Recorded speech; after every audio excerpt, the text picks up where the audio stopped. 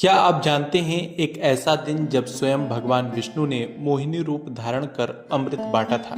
जी हाँ, हम बात कर रहे हैं मोहिनी एकादशी की, एक अत्यंत पवित्र और फलदायी व्रत जो इस बार 8 मई 2025 को आएगा। हिंदू पंचांग के अनुसार वैशाख मास के शुक्ल पक्ष की एकादशी को मोहिनी एकादशी का व्रत रखा जाता है। इस वर्ष एकादशी की तिथि 7 मई को सुबह 10:19 से 8 मई को दोपहर 12:29 पर समाप्त हो जाएगी।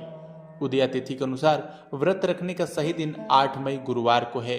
वहीं व्रत का पारण 9 मई शुक्रवार को सुबह 5:34 से 8:16 के बीच किया जाएगा। इस एकादशी का महत्व केवल तिथियों तक सीमित नहीं है।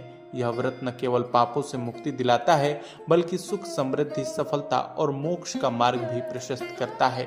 पौराणिक कथाओं में वर्णन है कि समुद्र मंथन के समय जब देवताओं और असुरों के बीच अमृत को लेकर विवाद हुआ था, तब भगवान विष्णु ने मोहिनी रूप धारण कर असुरों को मोहित किया और सारा अमृत देवताओं को पिला दिया था। इस प्रकार देवताओं को अमृतत्व प्राप्त हुआ और धर्म की रक्षा संभव हो सकी। भगवान विष्णु का मोहिनी रूप सत्य और धर्म की विजय का प्रतीक बन गया। इसी कारण इस दिन को मोहिनी एकादशी कहा जाता है।